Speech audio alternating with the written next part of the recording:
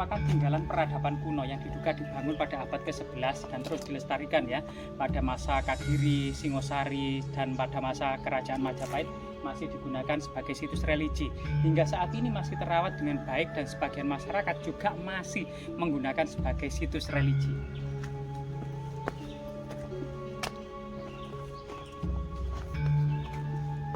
Jadi bentuknya jika kita lihat ya, Gua Selong Mangleng yang ada di Kediri maupun Gua Selong Mangleng yang ada di Tulungagung maupun Gua Pasir ya, ini memiliki bentuk yang sama, yaitu persegi panjang dengan kemudian ditutup oleh balok-balok batu alam ya, dan balok-balok batu candi sebagai pintu gerbangnya. Di sini adalah pintu gerbang, yang pintu gerbang pada masa kuno ini adalah membatasi area profan ya, area keseharian dengan area sakral atau area magis sakral, yang artinya memasukinya tentu berbeda dengan area yang ada di luar ini ya, area keseharian orang-orang berlalu lalang, tapi di depan adalah orang-orang religi, orang-orang yang melakukan meditasi.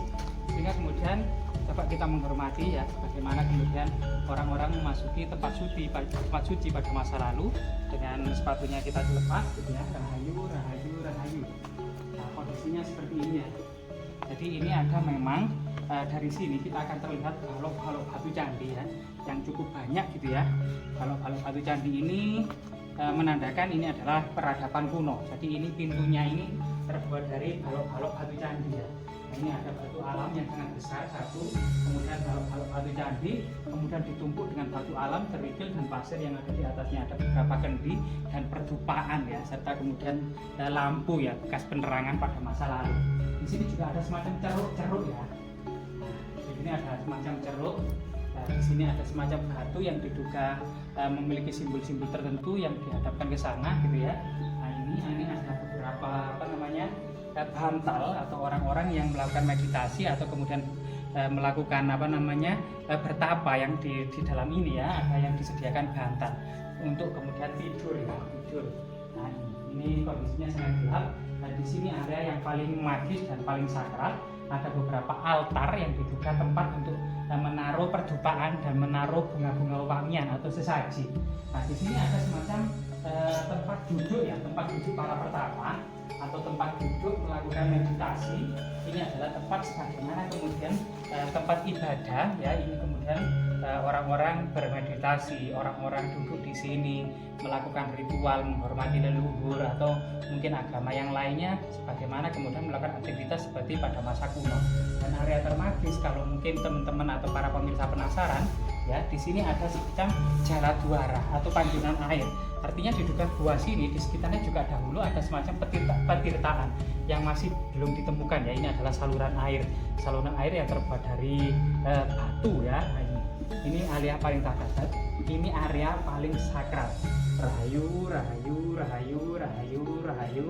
Nah, semuanya tertutup dengan balok-balok batu andesit ya.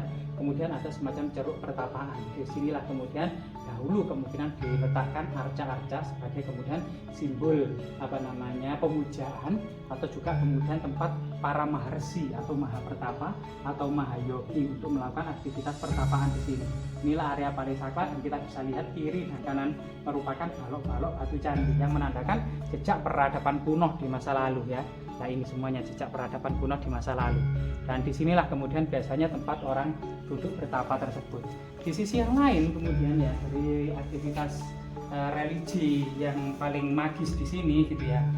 Selain kita juga mengeksplor ya, tentunya kemudian kita juga menghormati leluhur kita, sebagaimana kemudian orang-orang menghormati leluhurnya gitu ya. Rahayu, rahayu, rahayu. Om wilahing sekaring jagat bawana langgeng sekaring kajang sekaring mayang.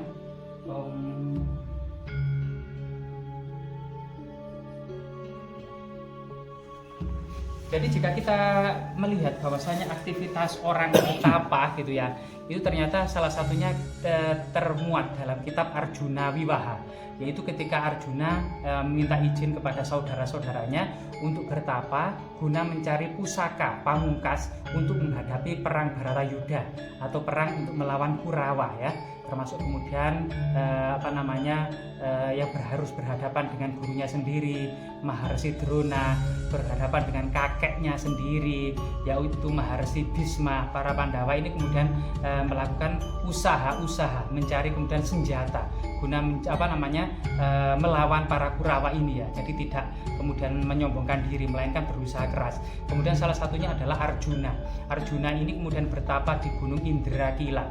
Pada suatu ketika Arjuna bertapa, datanglah seorang pertapa tua berdialog masalah dharma atau kebijaksanaan ya. Akhirnya kemudian setelah panjang lebar berdialog, pertapa tersebut ternyata adalah Dewa Indra yang menyamar. Kemudian kembalilah ke kayangan Dewa Indra tersebut. Akhirnya kemudian Arjuna digoda oleh 7 bidadari, dan 2 di antara yang tercantik adalah Tilotama dan Supraba menggoda Arjuna dalam pertapaannya. Namun kemudian semua bidadari tersebut dinyatakan gagal, maka kembali ke kayangan. Kemudian datanglah celeng serenggi yang mengamuk, mengobrak-abrik pertapaan Arjuna. Kemudian Arjuna membawa panah gitu ya, memanahnya. Bersamaan itu di lubang yang sama ternyata ada 2 anak panah yang menembus di titik yang sama di tubuh celeng serenggi tersebut. Datanglah seorang pemburu tua, kemudian berdebat bahwasanya siapa yang membunuh celeng serenggi tersebut. Akhirnya kemudian pemburu tua tersebut berubah wujud menjadi Dewa Siwa, kembali ke kayangan. Akhirnya kemudian Arjuna setelah banyak sekali mengalami tantangan-tantangan ini, akhirnya terjadi huru-hara yang ada di kayangan. Yaitu kayangan ini diobrak-abrik oleh raksasa Niwatakawaca. Ternyata para dewa tidak berhasil kemudian menghalau raksasa Niwatakawaca ya, dan harus minta bantuan kepada manusia, dan ternyata kemudian harus minta bantuan kepada Arjuna yang sedang bertapa. Akhirnya Arjuna membantu para dewa di kayangan untuk memusnahkan raksasa Niwatakawaca. Dengan mudah Arjuna menumpasnya. Akhirnya kemudian atas prestasinya tersebut Arjuna mendapatkan pusaka dari para dewa berupa pusaka Pasupati, kemudian mendapatkan 2 bidadari cantik yang tercantik, yaitu Tilotama dan Supraba, untuk diboyong sebagai istrinya. Inilah salah satu kemudian ketabahan, kesabaran dan ujian dari seorang yang harus bertapa guna mencari tujuannya ya. Sehingga kemudian di akhir cerita ketika menghadapi berbagai macam ujian dalam pertapaan itu, Arjuna akhirnya mendapatkan senjata yang diinginkan, bahkan mendapatkan hadiah, yaitu Supraba dan Tilotama, 2 bidadari tercantik sebagai istrinya. Ini salah satu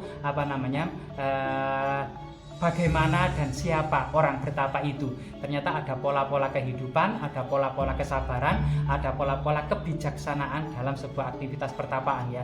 Termasuk diduga di gua yang sangat luar biasa di sini dahulu kemungkinan banyak sekali para pertapa tua yang berhasil menjemput moksa, atau mungkin para murid yaitu Brahmacarin yang kemudian bertapa dengan tujuan mengabdikan diri ke kerajaan Majapahit, sehingga kemudian harus turun gunung karena ilmunya sudah mumpuni dan belajar dari para maharsi, mahapertapa, mahayogi di lokasi ini, yang diduga kemudian lebih dari sekian tahun ya, sejak abad ke-11 sampai abad ke-16, artinya lebih dari 500 tahun diduga gua ini pernah mewisuda banyak sekali orang-orang hebat yang kemudian mengabdikan diri kepada kerajaan Majapahit, atau juga kemudian menghantarkan orang-orang menjemput moksa, ratusan orang tentunya ya, ratusan ribu orang kemungkinan selama sekitar 500 tahun menghantarkan orang-orang mencari kesempurnaan dalam kehidupan.